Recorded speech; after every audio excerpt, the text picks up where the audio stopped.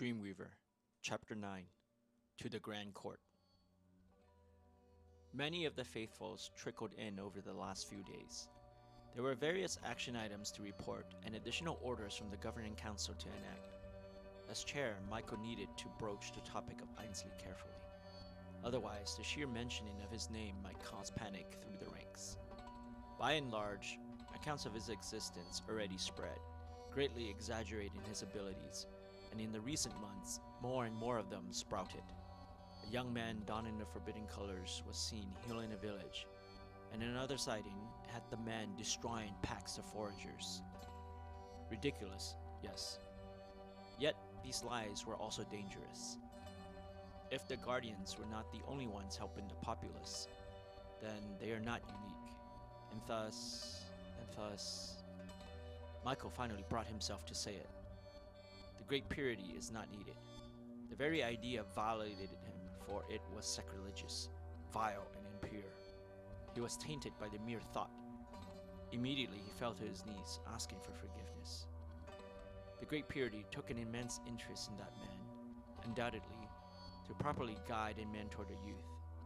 The fault was entirely Michael's, to so thoroughly disappoint his teacher and himself. Fortunately, redemption was at hand. For the first time in a very long while, Michael felt immense pressure to succeed. Over the past decade, through the Great Purity's magnificent insight and the diligent work of his fellow brothers and sisters, the guardianship flourished. Nonetheless, there was change on the horizon, some monumental paradigm shift waiting to happen. He wished he knew what it was. The great teacher felt it too.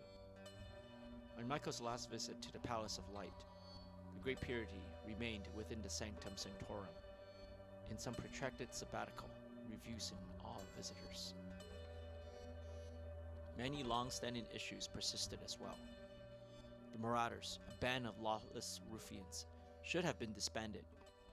Yet the strip of land across the western coast still largely remained terrorized under their firm tyrannical grip. The situation had gone on far too long, and Michael worried that people would start to doubt the guardianship's abilities, even though a simple, undying belief was all that was required. Faith. Anguish filled his heart, and he pained for the people and their short-sightedness. Why couldn't they see the magnificence of their Savior? Why couldn't they hold unwavering faith like he did? A part of Michael was jealous of Ainsley and angry with him. Michael felt the change had to do with him, and by default could be solved only by his devotion and service toward the Great Purity and his work. If that man did just that, then surely his position would be the closest to the Great Purity. So why would he refuse? Pride? A belief he was superior to even the Great Purity? A servant above the master? These were all questions only one man could answer, and Michael intended to hold him accountable. Do you remember the end? Mariska asked. To Eva, all that transpired before the fall of the ashes were like from another life, one filled with sunshine and warmth and love. Thinking of it, Eva lamented that she was more part of the here and now than the then and there, having spent the majority of her years in the sunless, ashen hell. Her memories blurred as in a dream whenever she tried to recall the past. No, not much, she replied regretfully in a frayed voice.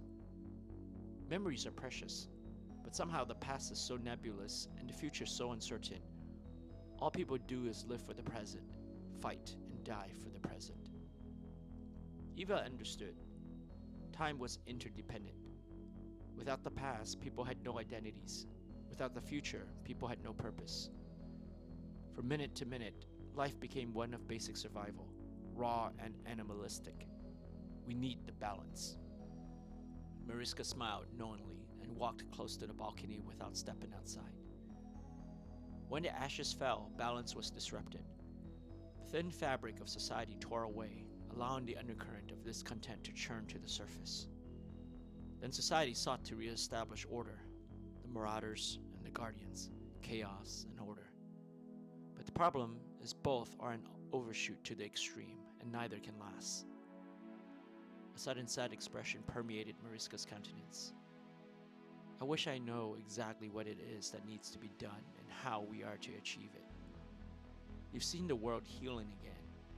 Nature, evolution, whatever it is, has to take its course. We just need time for that to happen. With time, maybe we will know. The consolatory words had an effect, and Mariska's face relaxed slightly. You're right. Good or bad, both are transient. Eva took to the window and stared into the city, where the final peaceful nightfall descended. She tried to imagine what the streets would be like this hour tomorrow. Mariska had told her that no one ever attacked the Grand Court. The chaos arising from its aftermath was beyond her imagining. I just want it to be over. There was no reply, but Eva knew, even for a former faithful like Mariska, the feeling was mutual. Time flowed painfully slow. Eva fidgeted and paced. Soon she took to staring at the wall and wondered about Ainsley.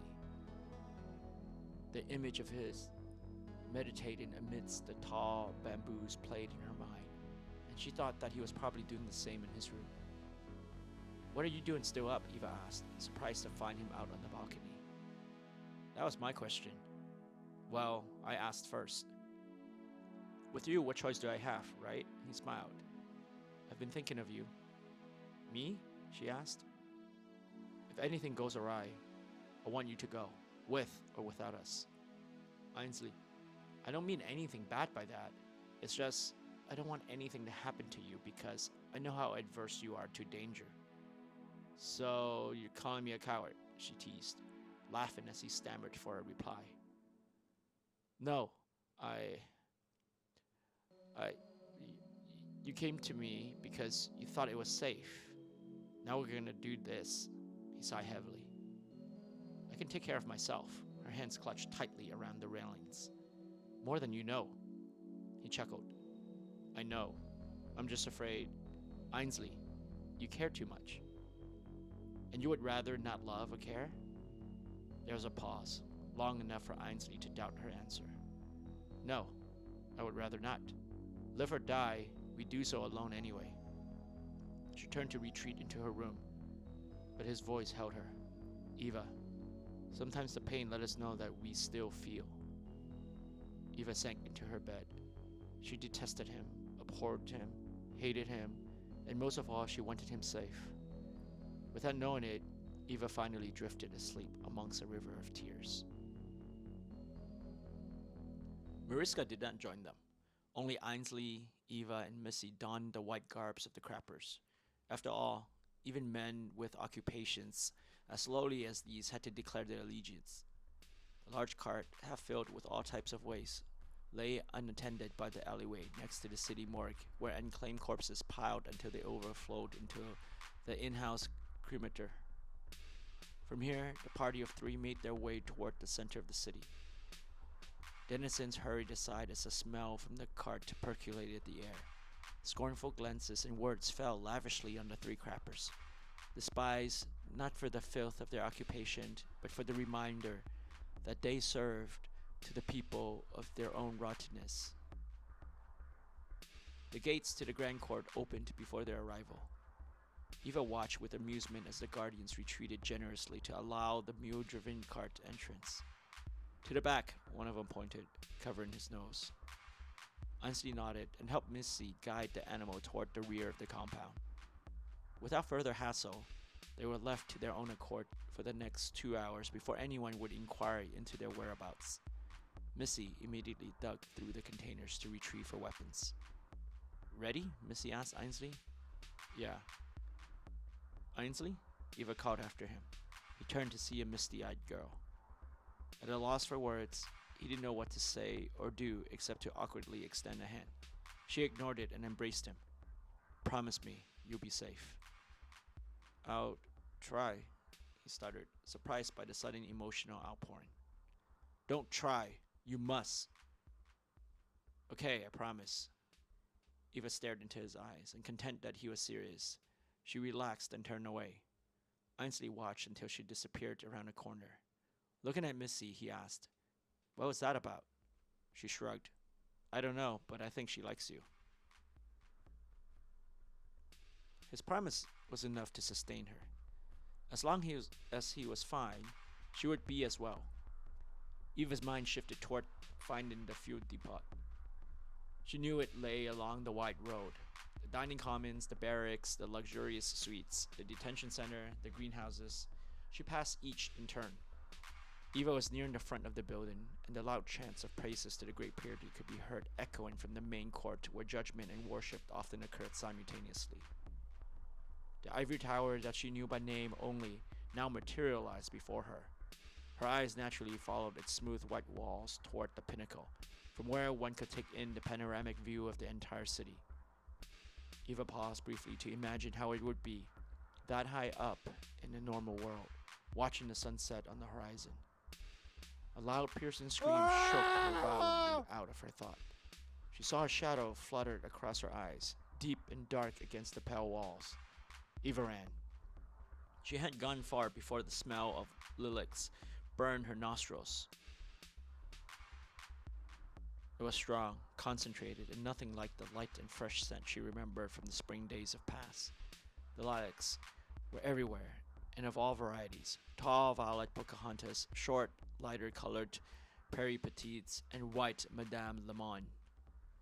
The stone path ended in a large circle of copper-toned dirt. Eva stopped. Her heart stuttered, and her stomach lurched. Overcoming the suffocating smell of these lilacs was impossible, but intermixed within it was the petrifaction of the broken corpses sprawled across the soil. She covered her mouth, wanting to, but afraid to scream. The shadow she saw moments earlier was an old man draped in a black coat. Now he was but a crushed, fragmented pulp swelling from the ground. Eva sunk to her knees. The old man was lucky he was dead. Several feet from him, an awkwardly splayed mass twitched weakly. Eva was unable to turn away from the old woman whose mouth moved, slowly like a dying fish on a cutting board. "Son, my son." Eva grunted into her hands and broke away, running again, wildly and lost. Governance without compassion was a parody of justice. Within the bowels of the city's most holy and ordered ground festered the greatest satire of all. She glanced back at the tower and vowed to set it aflame by night's end. The fuel depot was extremely easy to scale. Eva entered through the second-story window, and immediately she was taken in by endless barrels of stockpiled fuel. As Mariska predicted, a fire in this place would be nearly impossible to extinguish. With only 2 guards, neither of whom ventured upstairs, the facility virtually ceded itself over to her. Cautiously, she pried free the lid from one of the nearby containers. Stripping off her uniform, Eva produced 2 empty water pouches that she had strapped around her waist. Soon they engorged with the flammable liquid, and Eva let the rest of the barrel empty onto the floor. Several more containers were tipped, and a small pool collected across the upper floor. Using her long white garb as a wick, Eva struck a match and lit the cloth aflame. Then, like an apparition, she disappeared. Eva was atop the roof of the barracks when she heard the first explosion. She casually slipped one of the water pouches from her waist. Uncapping it, Eva allowed some of the liquid to spill. Downstairs, hordes of men and women rushed toward the scene of explosion. No one paid any heed to what was happening above them. Eva flicked a match toward a small puddle, lingering only long enough to watch it burst in flames. As she made her way around the compound, the night and the commotion shielded her from detection. Building after building seemingly erupted spontaneously in flames. Eva tossed the remaining water pouch into the growing fire and headed toward the council chamber. The building that housed it was recognizable by its similarly rounded dome as the one on the main court, albeit smaller. Nonetheless, the building was still a sizable climb. Aside from the main court, the tower, and this building, none of the other structures were taller than 2 or 3 stories. Eva's face sunk. She was a thief, not a cat burglar, and climbing excessive heights wasn't a specialty of hers. "Trouble?" Eva turned, face drained pale by the sudden voice.